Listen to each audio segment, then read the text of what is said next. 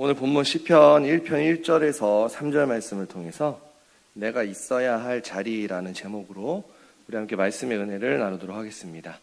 우리 성도님들 한 주간 어떻게 평안하게 잘 지내셨나요? 네.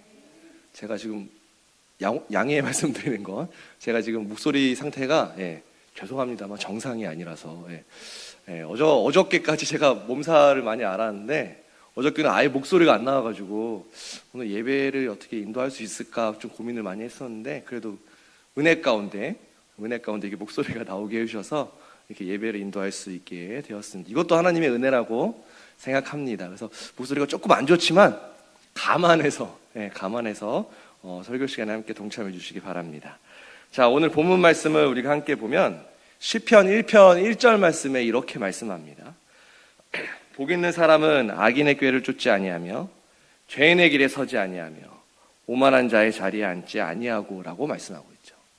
이 말씀은 우리가 너무나도 잘 알고 있는 성경 구절이죠. 이 말씀은 하나님을 믿는 성도라면 우리가 어떠한 자리에 우리가 있어야 하는지에 대해서 아주 명확하게 말씀해주고 있는 구절입니다. 그렇다면 오늘의 말씀을 통해서 우리가 있어야 할 자리는 어디인지, 또한 내가 있어야 할 자리에 있지 못했을 때 그 결과는 어떠한지에 대해서 우리가 함께 살펴보도록 하겠습니다. 큰 첫 번째로 우리가 살펴보면 자리를 지키지 못한 성경의 여러 인물들이 있습니다. 자리를 지키지 못한 그 결과에 대해서 우리가 먼저 살펴보면요. 우리가 아무리 힘들고 어렵더라도 성도는 믿음의, 말씀의 지팡이를 굳게 붙잡고 하나님께서 우리 각자에게 명령하신 그 자리를 우리가 반드시 지켜야만 합니다. 그런데 성경을 보면 각자에게 맡겨주신 그 자리를 잘 지키지 못한 인물들이 있습니다. 작은 첫 번째로 보면 기도의 자리를 지키지 못한 세 제자가 있죠. 기도의 자리를 지키지 못한 세 제자가 있습니다. 여기서 말씀하는 이 세 제자는 베드로와 야고보와 요한이 되겠죠. 이 세 제자들은 예수님과 함께 겟세마네 동산에서 기도의 자리를 끝까지 지키는 가운데 예수님께 믿음의 방패가 되어 드려야만 했습니다. 그러나 그들은 그렇게 행동하지 못했죠. 마태복음 26장 40절 말씀을 우리가 함께 보면 제자들에게 오사 그 자는 것을 보시고 베드로에게 말씀하시되 너희가 나와 함께 1시 동안도 이렇게 깨어 있을 수 없더냐라고 정확하게 말씀하고 있습니다. 그 자는 것을 보시고라고 말씀하죠. 예수님께서 너희가 나와 함께 1시 동안 이렇게 깨어 있을 수 없더냐라고 말씀하셨지만 그들은 예수님께서 3번씩이나 동일한 기도를 드리시면서 중간에 계속해서 깨워주시고 함께 기도하자라고 말씀하셨는데도 불구하고 예수님과 함께 기도하는 그 자리를 이 세 제자는 지키지 못했습니다. 작은 두 번째로 보면은 말씀을 끝까지 지키지 못한 아담이 있습니다. 말씀을 끝까지 지키지 못한 아담이죠. 아담도 자신의 자리를 끝까지 지키지 못한 사람입니다. 분명히 창세기 2장 15절 말씀을 볼 때 여호와 하나님이 그 사람을 이끌어 에덴 동산에 두사 그것을 다스리며 지키게 하시고라고 정확하게 말씀합니다. 하나님은 에덴 동산을 창설하셨습니다. 그리고 그것을 아담에게 주시면서 아담아, 네가 이곳을 다스리고 지키라라고 정확하게 명령하셨죠. 그러나 아담은 결과적으로 사단마귀, 이 뱀의 침입을 막지 못했습니다. 더 나아가 이 뱀의 강교에 넘어가서 선악과를 따먹는 죄를 범하고 말았던 거죠. 아담은 무슨 일이 있어도 하나님의 말씀을 끝까지 지키는 그 자리에 아담이 있었어야만 했습니다. 그런데 아담은 말씀을 지키는 그 자리를 지키는 데서 결국 실패하고 말았다라는 것을 성경은 증거합니다. 그 결과 아담이 어떻게 됐나요? 우리가 잘 알고 있는 대로 아담은 에덴 동산에서 쫓겨나고 말았다라는 사실을 우린 다시 한번 기억해야 될 줄 믿습니다. 작은 세 번째로 보면 하나님의 비밀을 지키지 못한 삼손이 있습니다. 하나님의 비밀을 지키지 못한 삼손이 있죠. 삼손은 우리가 알다시피 이스라엘의 사사였습니다. 이스라엘의 그 당시의 지도자였죠. 그런데 이러한 삼손이 아이러니하게도 들릴라라는 이방 여인을 사랑하게 됩니다. 그런데 이 이방 여자 들릴라는 삼손의 힘의 근원에 대해서 어떻게든 알아내려고 했고, 삼손은 무려 3번에 걸쳐서 거짓말을 함으로써 그 비밀을 아주 간신히 지켜내게 됩니다. 그런데 사사기 16장 16절 말씀을 우리가 함께 보면, 사사기 16장 16절에 날마다 그 말로 그를 재촉하여 졸음해 삼손의 마음이 번뇌하여 죽을 지경이라라고 말씀하고 있죠. 그러나 삼손은 들릴라가 포기하지 않고 계속해서 유혹하면서 집요하게 날마다 졸라대자 이 삼손의 마음이 번뇌하여 죽을 지경까지 되었다라고 성경은 증거하고 있습니다. 우리가 다시 한번 생각해 보면 삼손의 마음이 이렇게 번뇌하면서 죽을 지경까지 될 필요가 없습니다. 왜냐하면 그냥 그 자리를 떠나면 됩니다. 그러나 삼손은 그 죄악의 자리를 떠나지 못했다라는 거죠. 그 결과 삼손이 어떻게 되었나요? 사사기 16장 17절 그 다음 구절 함께 보면 삼손이 진정을 토하여라고 말합니다. 삼손이 진정을 토하여. 결국 삼손은 자신의 그 사실, 들릴라에게 자신의 머리를 다 밀게 되면 힘이 사라진다라는 하나님께서 삼손에게 주신 그 비밀을 이방 여인에게 누설하게 된다는 거죠. 하나님의 비밀을 끝까지 지키지 못한 삼손이 된 겁니다.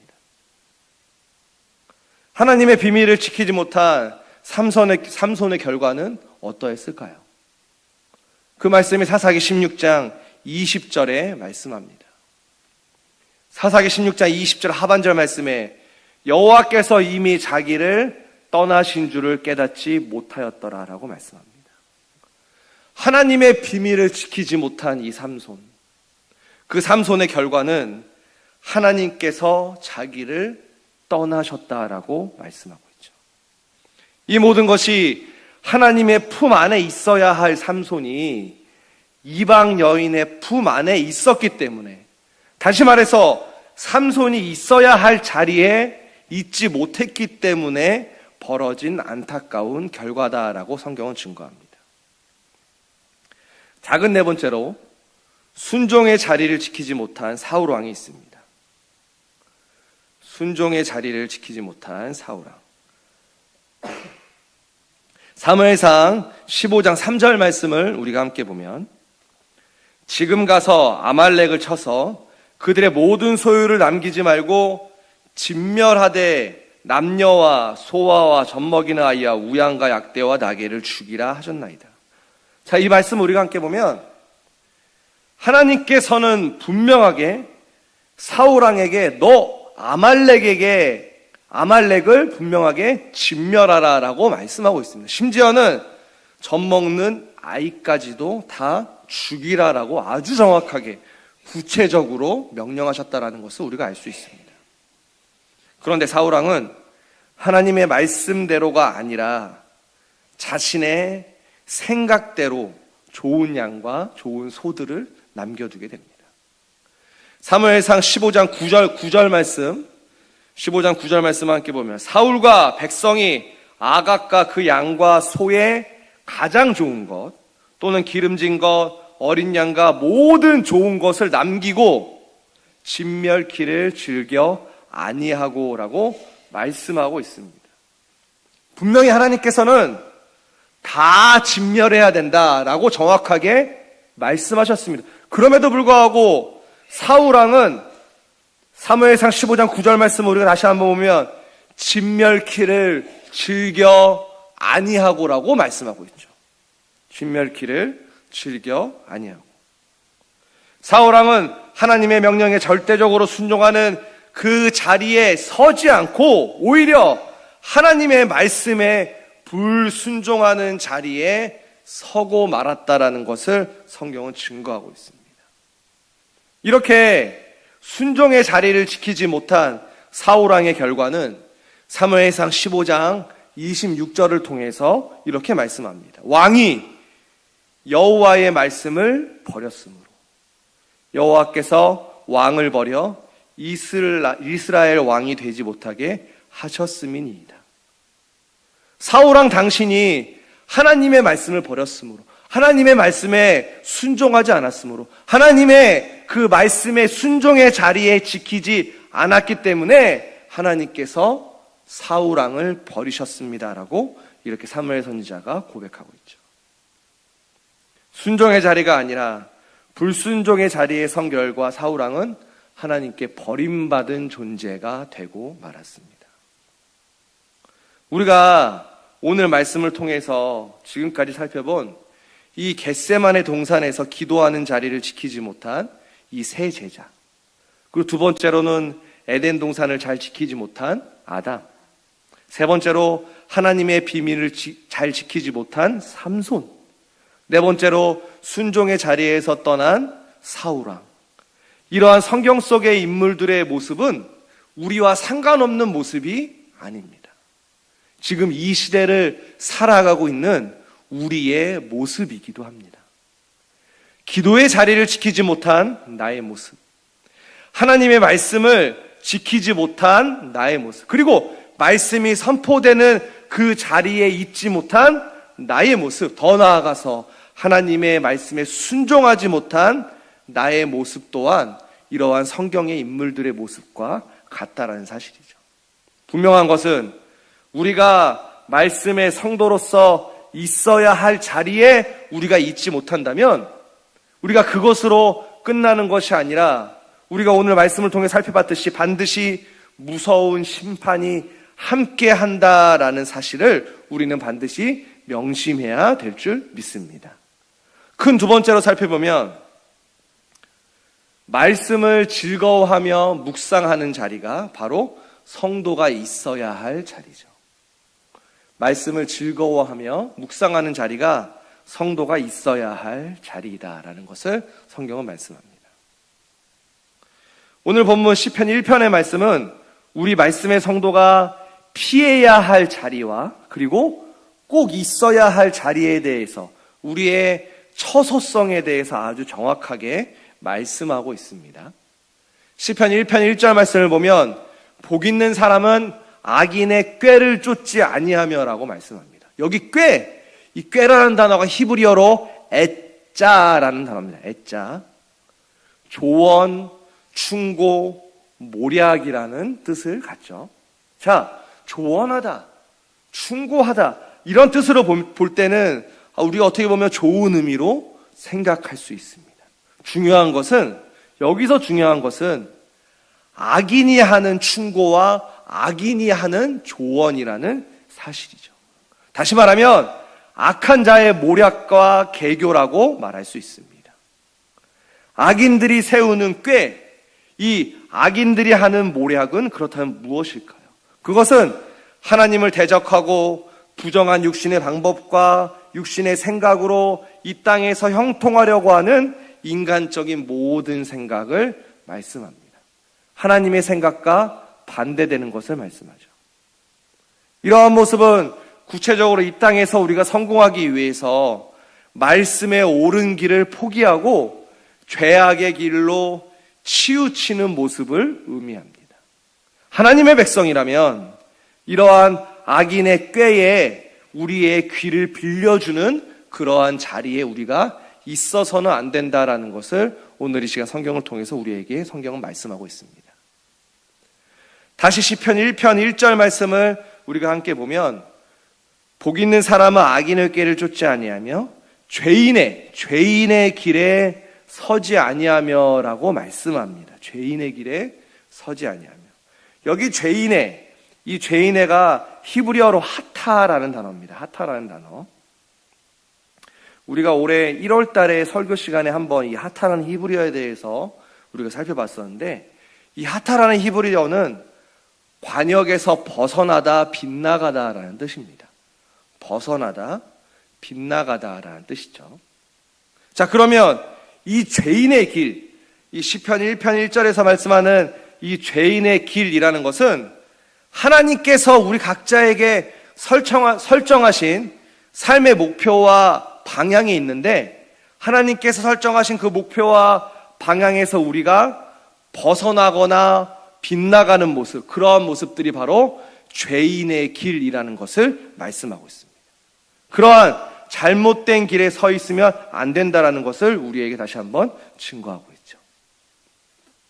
다음 화면 넘겨주시면 시편 1편 1절 하반절 말씀을 통해서도 오만한 자의 자리에 앉지 아니하고라고 말씀합니다. 여기서 오만한 자, 이 오만한 자는 히브리어로 루츠입니다. 루츠인데 입을 삐죽거리다라는 뜻과 업신여기다, 그리고 조롱하다라는 뜻을 갖습니다. 업신여기다, 조롱하다. 그런데 이 루츠라는 이 단어가 이 시편 1편 1절에서는 복수형으로 사용합니다. 그렇기 때문에 조롱하는 자들, 오만한 자들이라는 의미를 갖죠. 자, 오만한 자라는 이 뜻은 하나님의 공의와 말씀의 진리를 조롱하는 자들을 의미합니다. 또한 하나님의 뜻에 순종하는 사람들을 향해서 비웃고 업신여기고 조롱하는 자들이 바로 이 오만한 자들이다라는 것을 말씀하고 있죠. 이 역시 우리가 있어야 할 자리가 아니라는 것을 성경은 말씀합니다. 자, 여기서 더 중요한 것이 있습니다. 시편 1편 1절 말씀을 우리가 다시 한번 보면, 화면을 넘겨주시고 시편 1편 1절 말씀을 보면 복 있는 사람은 악인의 꾀를 쫓지 아니하며 죄인의 길에 서지 아니하며 오만한 자의 자리에 앉지 아니하고라고 말씀합니다.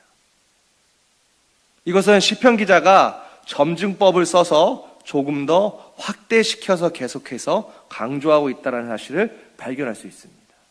우린 여기서 쫓지, 서지, 그리고 앉지, 이 세 가지의 단어를 주목해야 할 필요가 있습니다.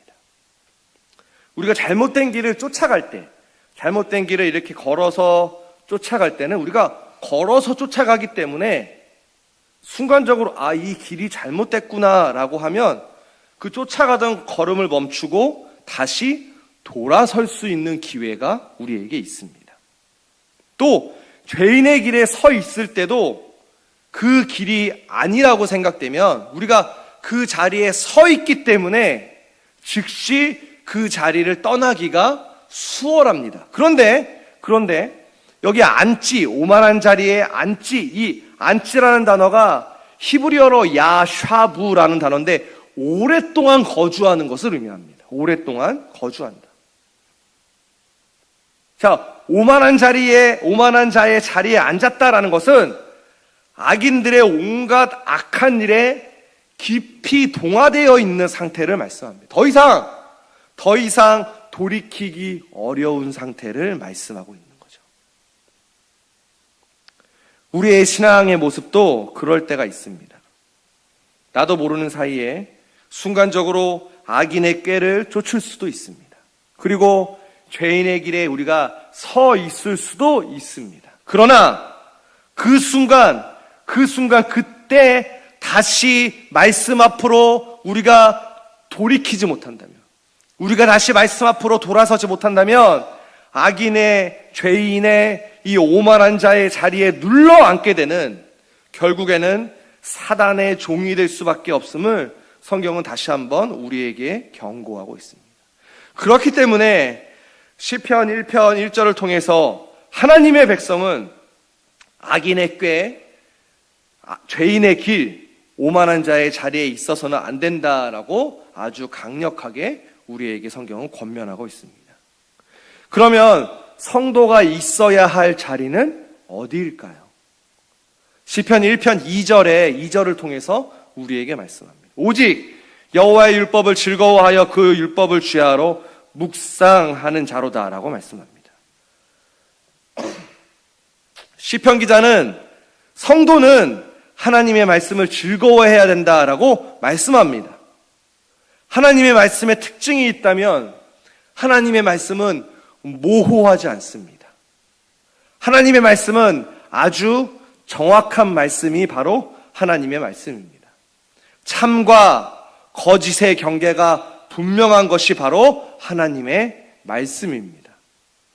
그런데 하나님의 백성은 이렇게 정확한 하나님의 말씀을 항상 즐거워하는 사람들이다라고 말씀하고 있죠.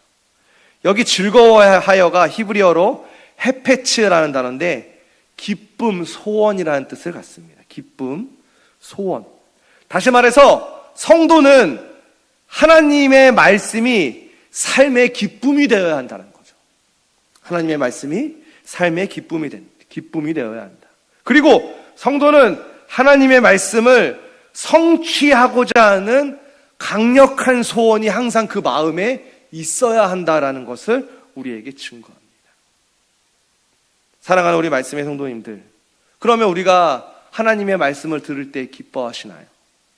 하나님의 말씀을 우리가 들을 때, 하나님의 말씀을 읽을 때 이 말씀을 성취하고자 하는 강력한 소원하는 마음이 우리 가운데 있으신가요? 분명히 성경은 오직 여호와의 율법을 즐거워해야 된다라고 말씀하고 있습니다. 우리 모두가 하나님의 말씀을 즐거워하는 믿음의 성도님들이 다 되실 줄 믿습니다. 이 묵상하다가 히브리어로 하가입니다. 하가. 그 뜻이 중얼거리다라는 뜻이죠. 중얼거리다.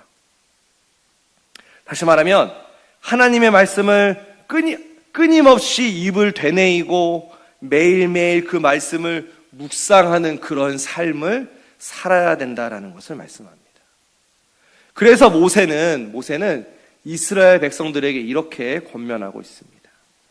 신명기 6장 6절에서 9절 말씀을 보면 오늘날 내가 내게 명하는 이 말씀을 너는 마음에 새기고 내 자녀에게 부지런히 가르치며 이 말씀을 강론할 것이며 라고 말씀하죠.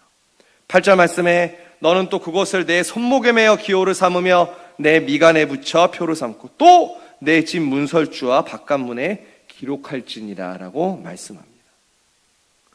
이 말씀을 간단하게 압축해보면 끊임없이 말씀을 듣고 끊임없이 말씀을 보고 끊임없이 말씀을 외우며 마지막으로 끊임없이 우리의 마음에 말씀을 새겨야 한다라는 것을 말씀하고 있습니다. 시편 기자는 하나님의 말씀을 입으로 되뇌이고 마음으로 묵상하는 그 모습이 우리의 생활 가운데서 아주 적극적으로 실천하는 사람이 바로 하나님께서 인정하시는 성도다라는 것을 말씀하죠. 다시 오늘 본문 시편 1편 2절 말씀에 오직 여호와의 율법을 즐거워하여 그 율법을 주야로 묵상하는 자로다라고 말씀합니다. 여기 이 주야로는 이 단어의 뜻대로 낮과 밤을 의미합니다. 그런데 더 나아가서는 우리의 일생 동안이라는 의미가 더 강하게 전달하고 있죠. 성도는 일생 동안, 우리의 평생 동안 한순간도 빠짐없이 하나님의 말씀과 더불어 살아가야 된다라는 것을 우리에게 다시 한번 성경은 증거하고 있습니다. 신약 성경의 사도 바울은 디모데전서 4장 13절 말씀을 통해서 내가 이를 때까지 읽는 것과 권하는 것과 가르치는 것에 창념하라 라고 이렇게 권면하고 있습니다. 여기 창념하라 라는 이 단어가 힘쓰다, 전념하다 라는 뜻을 갖습니다. 힘쓰다, 전념하다. 말씀이 선포되는 자리, 그리고 말씀을 읽을 수 있는 자리, 말씀을 계속해서 묵상하는 자리가 바로 말씀의 성도가 있어야 할 자리다라는 것을 증거하죠. 더 나아가 하나님의 말씀을 가르치는 데 있어서 우리 모두가 힘쓰고 애써 전념하는 그 자리가 바로 성도가 있어야 할 자리다라는 것을 오늘 이 시간 우리에게 말씀하고 있습니다. 사랑하는 우리 말씀의 성도님들 모두가 반드시 성경에서 말씀하는 성도가 있어야 할 자리에 반드시 그 자리에 다 있으시는 우리 모두가 되기를 주님의 이름으로 축원합니다. 이제 말씀을 정리하겠습니다. 예수님은 12살 때, 예수님께서 12살 때 유월절을 지키기 위해서 예루살렘에 있는 성전으로 갔다가 그곳에 머무르신 적이 있습니다. 그때 예수님의 모친인 마리아가 예수님이 없어진 줄을 뒤늦게 깨달았고 그래서 예수님을 찾게 되죠. 누가복음 2장 48절 말씀을 보면 그 부모가 보고 놀라며 그 모친은 가로되 아이야 어찌하여 우리에게 이렇게 하였느냐 보라 내 아버지와 내가 근심하여 너를 찾았노라 라고 이렇게 고백하고 있습니다. 예수님의 모친인 마리아는 예수님을 잃어버린 줄 알고 급하게 다시 예루살렘으로 돌아와서 이렇게 고백했던 거죠. 어디 있었느냐? 너 때문에 우리가 근심을 했다. 너를 찾았다라고 이렇게 이야기하게 됩니다. 이러한 마리아의 물음에 예수님께서는 이렇게 대답하시게 됩니다. 누가복음 2장 49절 말씀에 예수께서 가라사대 어찌하여 나를 찾으셨나이까? 내가 내 아버지 집에 있어야 될 줄 알지 못하셨나이까? 라고 말씀하고 있죠. 예수님께서는 비록 이 당시에 12살이라는 어린 나이셨지만 예수님은 은혜의 자리 그리고 말씀의 자리 아버지의 집에 내가 있어야 한다. 내가 있어야 할 자리는 아버지의 집이다라는 이 사실을 명확하게 말씀하셨다라는 것을 성경은 우리에게 증거하고 있습니다. 사랑하는 말씀의 성도님들, 오늘 말씀을 통해서 우리가 있어야 할 자리는 어디일까요? 우리가 있어야 할 자리는 어디일까요? 표면적으로만 보면 오늘 주일날은 반드시 우리가 하나님의 성전, 이 자리에 있어야만 합니다. 현재 나의 모습이 혹시나 악한 꾀를 쫓고 죄인의 길에 서는 오만한 자의 자리에 앉는 하나님의 말씀의 뜻과 상관없는 그러한 자리에 내가 있지 않았는지 다시 한번 우리의 신앙의 모습을 돌아보시기 바랍니다. 우리가 있어야 할 자리는 기도의 자리, 그리고 말씀의 자리, 또한 헌신 봉사의 자리, 궁극적으로 아버지의 집이 우리가 있어야 할 자리인 줄 믿습니다.